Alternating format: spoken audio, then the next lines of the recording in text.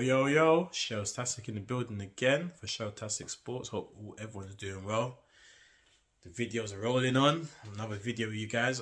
This is I'm moving from boxing. I'm gonna go into football. My beloved Arsenal that sometimes want to strangle them because you invest so much energy into football. It's crazy. I obviously love boxing as well and stuff like that. But football was very strange because it's like I was chatting to my boy the other day about this.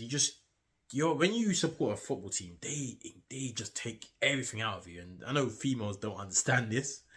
Not all females. Obviously, females that follow sports and football and stuff like that, you will understand. But majority of women don't get that, and they'd be like, "Oh, why you guys take football to heart?" And you know what I mean? But, that's another topic anyway. But no, it's a hard thing. Once you're embedded in it, it's like you can't leave it. Do you get what I mean? And Arsenal finally look like they're doing some business, man. Finally, Fabio Vieira, welcome to the Emirates, bro. Quality player. I mean, I've done bits and bobs watching, and all I can see is him and Odegaard doing that. I feel like it's going to remind me of Santi and Ozil. Just that the interchanging, the passing, and obviously he brings goals to his game as well. And obviously if we can get them two playing and then Partey just sitting in, yeah, I like the shape of the midfield already. And to get a little Tielemans, I know it's a rumour. I want that to happen because Tielemans in there. All of a sudden, the dynamics in that midfield look great. So I'm happy finally to see a signing. We need more. So I'm not like happy, but I'm happy to see a class player coming into the football club because that's what man needs. The board need to back Arteta. They did it last summer. They need to do it this summer now because they didn't do nothing in January, which probably cost us the top 4 this year, which I'm still pissed about. So don't think that I'm not happy about that against that scum across the road as well. I hate that we finished 5th and we was in pole position with a week to go. But signings can change things on perspective at the start of the season. We obviously have Crystal Palace away. We saw what happened in the last season getting slapped 3-0. That's a difficult game, first game of the season. We had Brentford last season, at the beginning of the season. We already know what happened. I know those COVID cases and different circumstances. But yeah, let's get it right this time. Let's get the players in early. Get them embedded in the new style, the way Arteta wants to play. And then let's go to Palace and turn them over and get back our revenge for what them man did to us a couple months ago. So, yeah. But yeah, good signing. Good player. Great technical. He likes to work in the pocket. He can play across that midfield. And obviously he's got eye for goal and definitely got eye for pass. So, yeah, man, that's very exciting news, obviously. And I'm hearing, I hear that we're linked. As I see today, we're looking at Rafinha. That's a great signing. Obviously, that means Pepe is definitely on the way out. But Rafinha will be exciting signing. Definitely competition in the wide areas where our strength really is. So that's good. So at the moment, we're starting to do some business. And this is what we want to see. We want to see, as fans, you want to see a club being proactive. I don't want this whole typical Arsenal thing get into August and start panic buying. And then, and I think Arteta was trying to change that approach because obviously in January, we wanted Vlahovic. It was obvious. He wanted to go to Juventus. Right, fair enough. But we didn't bring in no one because we didn't want to bring in the player we didn't want. And fair enough. I mean, I always thought you could bring in a man for a short loan until the end of the season just to get some goals. But, yeah. I'm happy that we're moving active. I was very concerned the other day when I was chatting to my boy and I said, look, Arsenal ain't doing nothing. And then all of a sudden, as soon as I said that, we're either getting linked with players or we're starting to do things quickly. So, yeah, man, I'm happy for that in that perspective. We're starting to move, show some things, but I mean, we linked to the Ajax centre back as Martinez. It's like a good centre back as well.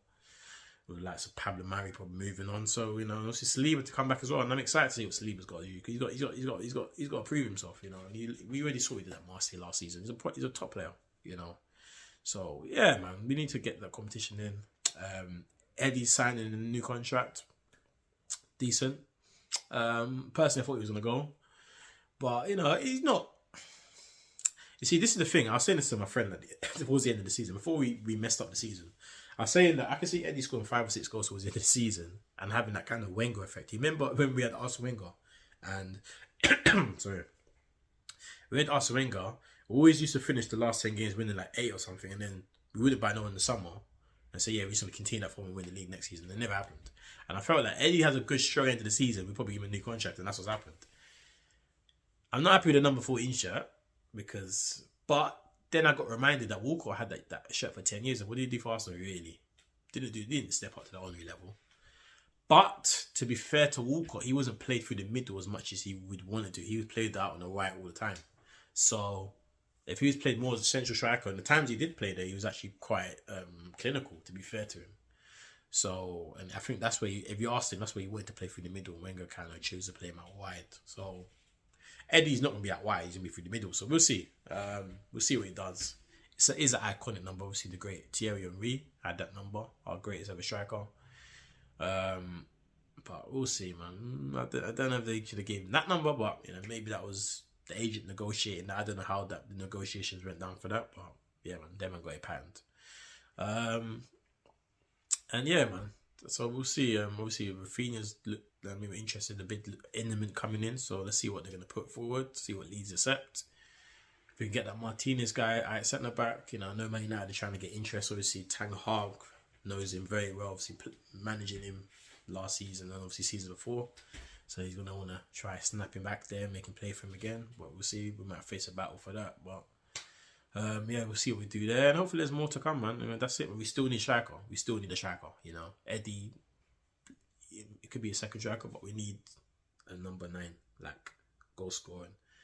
And I know me and my boy disagree. I still want Isaac. I know his buyout clause is 75 million. He's not worth that because last season he didn't have a great season.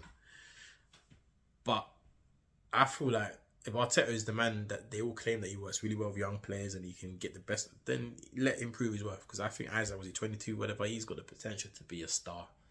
And he fits the mold because he's a tall guy. I think he's like 6'2", 3", tall, athletic, great finisher when he's on form.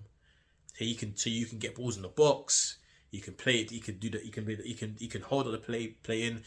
A lot of you might not know him and Odegaard played at Real Sociedad, and Odegaard was on loan from Madrid to Sociedad. And if you look at the numbers for that season, amazing.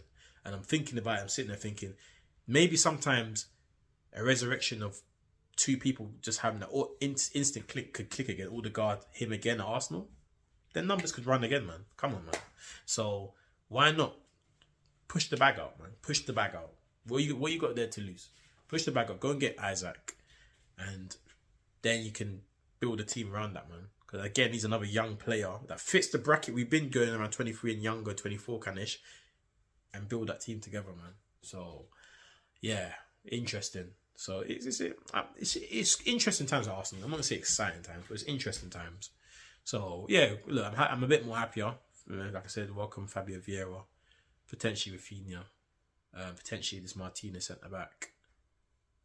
I hope Isaac, Tielemans potentially. You start bringing them kind of players in, then all of a sudden everything. You start to look at there's a bit of depth in this team now. We've got players leaving, obviously. So yeah, it'd be interesting. But yeah, that'll be my thoughts on Arsenal currently. When more updates come with the bids and stuff, I will put them out there. But my thoughts on Arsenal, yeah, that's my current thoughts, man. So as you know, people, shout out to all you lot. Please like, subscribe, share, all of that good stuff. And your boy Shatas is out. More videos on the way.